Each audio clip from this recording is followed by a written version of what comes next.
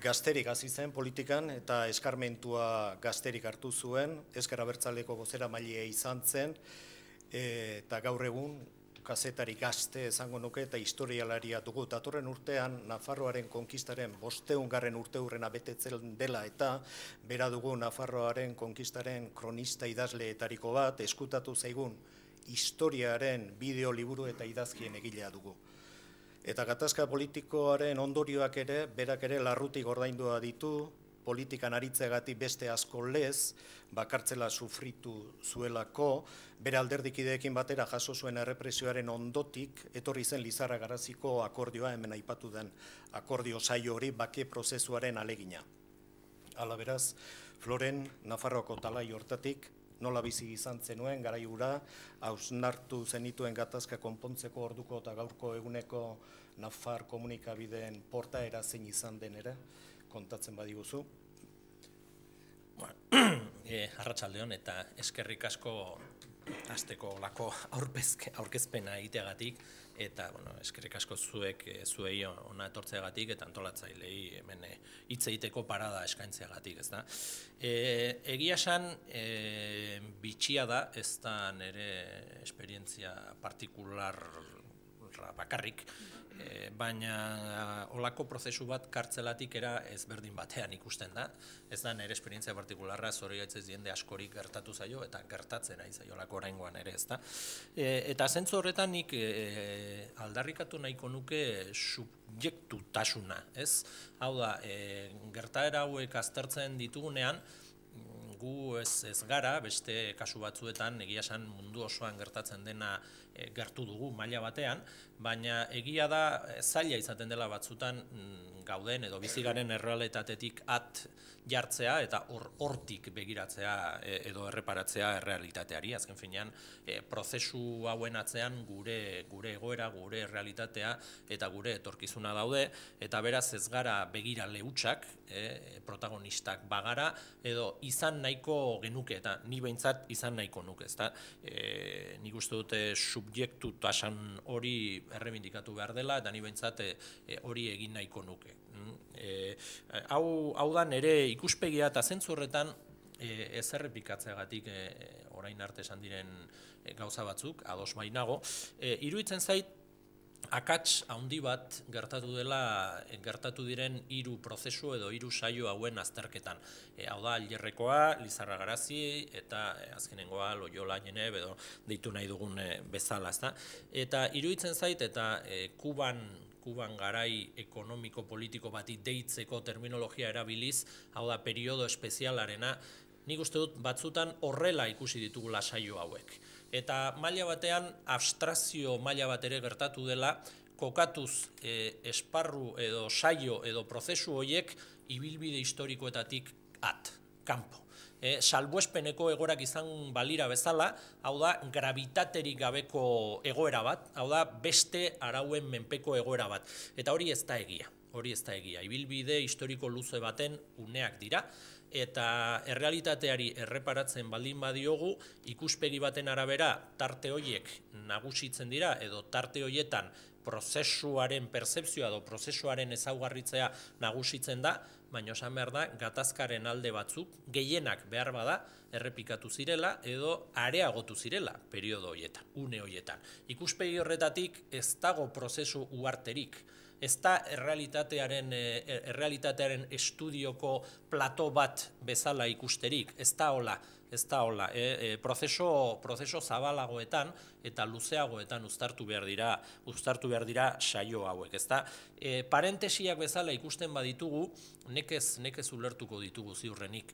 Nekez ulertuko dugu eragileen estrategiak nola egokitzen ziren, baina azken finean nola estrategia horiek atzetik zetozen, eta eragile bakoitzak beren estrategia eskuetan zijoala prozesu horretara eta saio horietara, eta hori nahiko nabarmena izan da, izugarrizko elkar talka egon delako, ez da kasualitatea, akats batzuk gertatu badira ere, eta bestelako ardurak nabarmenak badira ere, eragileen artean jarrera oso ezberdinak gertatzen zirela, ematen zirela, batzuen aldetik prozesuen objektua edo helburua demokratizazio aurrerapen batzuk baziren ere, beste batzuen aldetik eta idatzita dago batzuen aldetik ere, aitortua dago idatziz, kasu batzuetan inkluso, borondatea etzen elkarrizketaren bidezko akordioa lortzea, baizik eta errepresioaren araberako estrategia baten arabera, arerioa edo etxaia ahultzea, besterik ez. Orduan, estrategia horiek egin dute txoke ez bakarrikan periodo espezial hauetan, baizik eta oro har. Eta nabarmena da, kasu askotan, eta behar bada hori leporatzen edo kritikatzen altzaio ezker abertzaleari, bestea hortan makiabelikoagoa izan delako, hau da, Espainiar estatua hortan askoz makiabelikoagoa izan delako, Espainiar estatua eta Espainiar estatua kudeatu duten alderdiek horlako prozesuen aurrean hurrengo urratsari begira jarri dira beti. Hau da, arrakasta nezean, porrotean, kudeaketan eta porrotaren kudeaketan nori leporatu eta bar. Hori oso nabarmena izan da, eta oraingoan ere, batzuek aitortzen dute, azen finean, badagola realitate historiko bat, eta da, saio hauek pizten direnean izugarrizko uholdea gertatzen dela ilusio mailan, ezker abertzalea eta beste eragile batzuk nolabait nagusitzen direla, edo irabazle ateratzen direla lehen urrats horretan, baina prozesu horren edo saio horren kudeaketak porrota ekartzen duen einean, edo porrotarekin bukatzen den einean, irabazle txanda aldatzen da, eta beste batzuk dira, hortaz baliatzen direnak, naiz eta prozesuan benetako aposturik ez izan, eta askotan horrela perzibitu. Hori datu importantea da, batzuen estrategia politikoan saioen hasiera, ilusioa eta zapuzte sekuentzia hori tresna politiko gisa jadanik bilakatu dutelako. Hori nik uste dute aipatu behar dela. Nolabait esanaz, estatuak ikasi duela horrelako saioak kudeatzen beste eragile batzuek eta behar bada ezker abertzaleak berak baino hobeki. Nik uste dut hau importantea dela, nire ikuspegia mentzat nik hau azpimarratu nahiko nuke, Lizarra Garaziko prozesuaren porrota gertatu zenean, galdetu ezkero eta orduan egokitu zitzaidan horren inguruko hainbat azterketan eta parte hartzea, eta zerbait idaztea, nik bi alde edo bi atal azpimarratzen nituen porrotaren inguruko azterketa egiteko.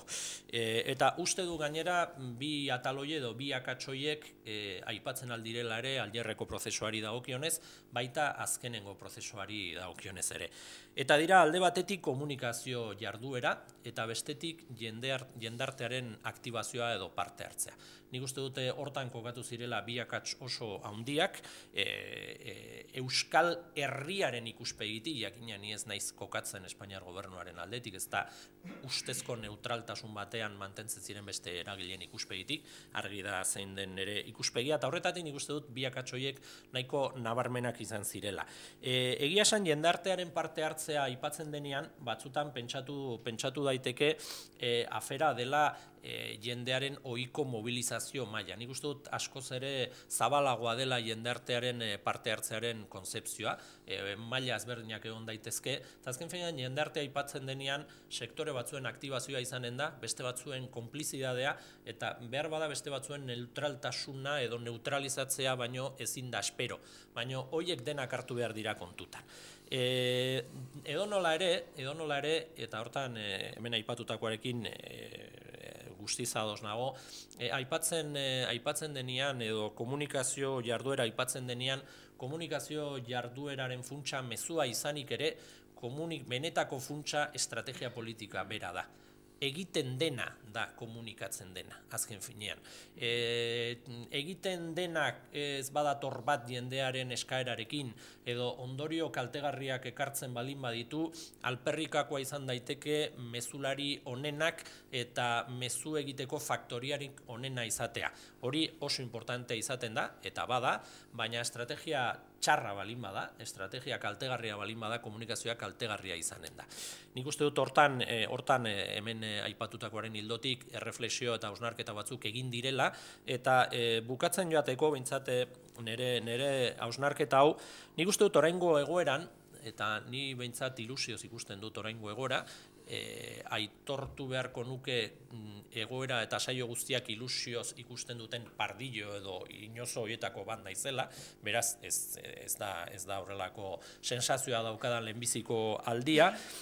Nik esango nuke oraingoan ematen direla baldintza batzuk nahiko interesgarriak direna, orain arte gertatu dena gerta ez dadin. Eta uste dut hain zuzen ere, filosofia eta estrategia mailan daudela kokatuta aldaketa edo bekuntza horiek. Lehenbiziko aldiz, prozesua edo saioa ez da ulertzen eszenatokiaren plato itxi bat bezala, ez da ulertzen prozesua ring bat bezala, ez da bilakatzen ari Ezker Abertzalea edo eta Espainiar gobernuaren arteko gerla pribatu bat. Ez da halakorik, batzuek interes berezia baldin badute ere, jakina, hori bilakatzeko, ezta? Orain ring bilakatu da dena, politikagintza osoa bera da bilakatu da ring, eta hor arrakasta handia lortu da dagoeneko.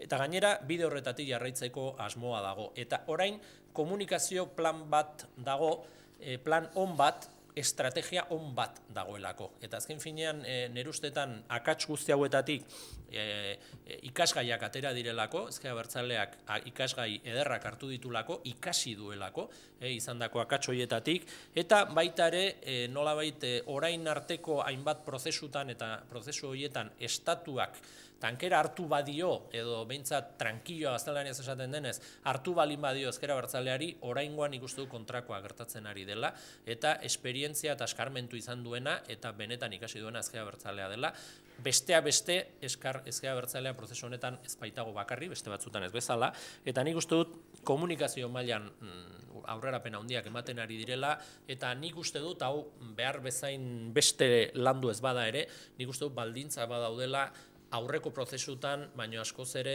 jendartearen parte hartze zabalago eta trinkoago lortzeko eta bideratzeko, eta uste dut finean, eta bukatzeko hor dagola koska, eta jakinik beti ere inork ezin duela iraganekoa aldatu. Eta nekez lortuko genuke egoera hobetzea iragana aldatu nahian.